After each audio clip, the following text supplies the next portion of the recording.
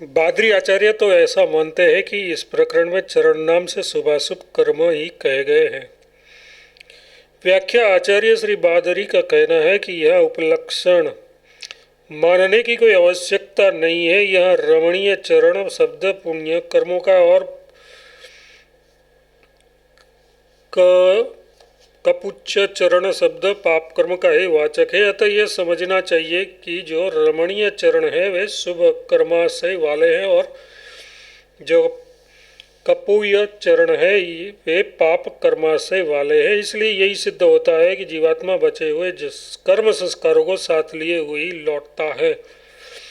संबंध अब पूर्व पक्ष की पुनः शंका उपस्थित करता है, किंतु अशुभ कर्म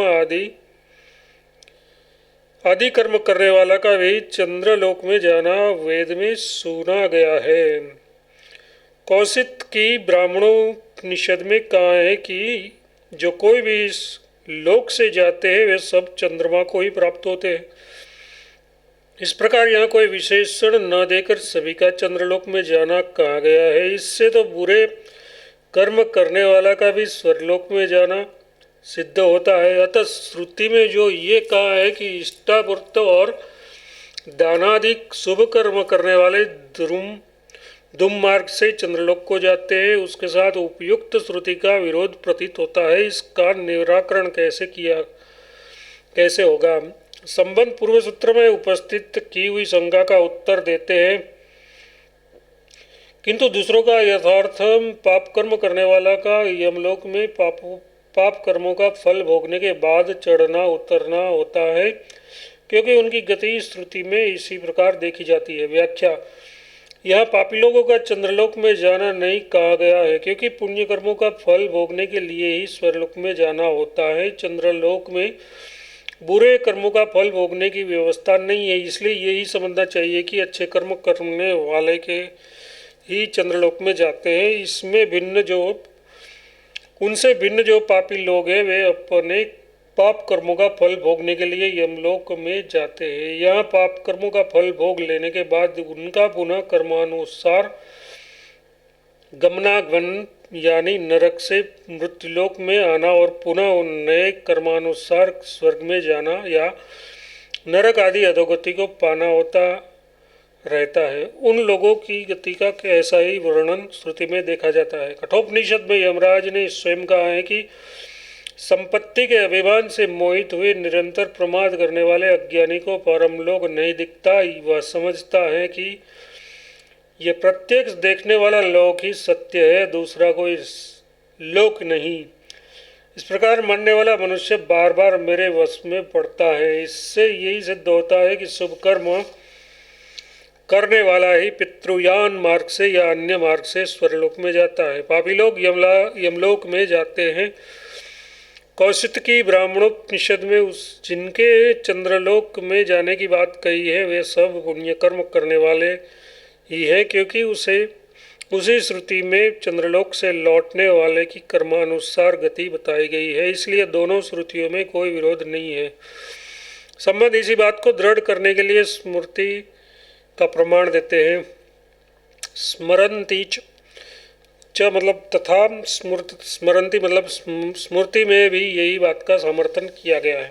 व्याख्या, गीता में 16वें अध्याय में 7वें श्लोक से लेकर 15वें श्लोक तक आसुरी प्रकृति वाले पापी पुरुषों के लक्षणों का विस्तार पूर्वक वर्णन करके अंत में कहा है कि वे अनेक प्रकार के विचारों से भ्रांत हुए, मोह जाल में फंसे हुए और भोगों के उपभोग में रचे पचे हुए मूढ़ लोग कुंभिपाक आदि अपवित्र नरकों में गिरते हैं। गीता अध्याय 16 से 16वां श्लोक। इस प्रकार स्मृति के वर्णन से भी यही उसी बात का समर्थन होता है। अतः पाप कर्मों का नरक में गमन होता है, यही मानना ठीक है। संबंध प्रकरण से उसी बात को कहते हैं। अपीच सप्त,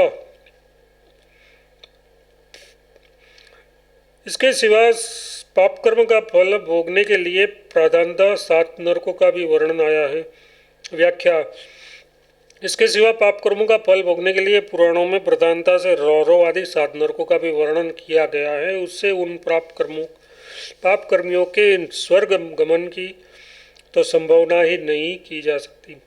संबंध नरकों में तो चित्रगुप्त आदि दूसरे अधिकारी बताए गए हैं। फिर ये कैसे कहा कि पापी लोग यमराज के अधिकार में दंड भोगते हैं?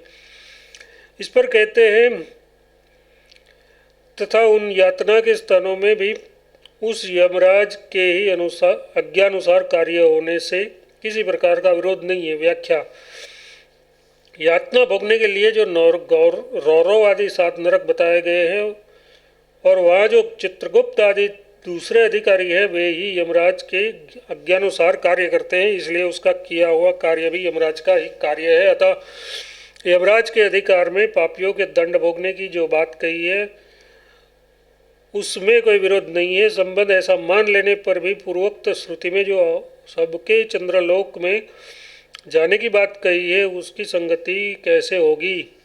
इस पर कहते हैं, ज्ञान और कर्म, शुभ कर्म इन दोनों का ही प्रकरण होने के कारण ऐसा कथन उचित ही है।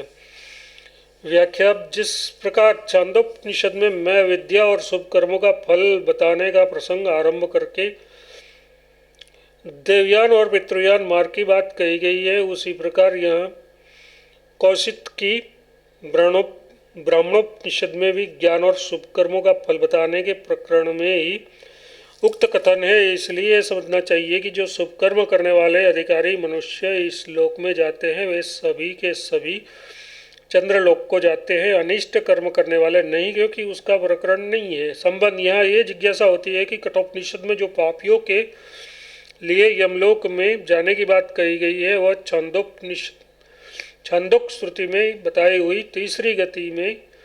तीसरी गति के अंतर्गत है या उससे भिन्न? उसके उत्तर में कहते हैं,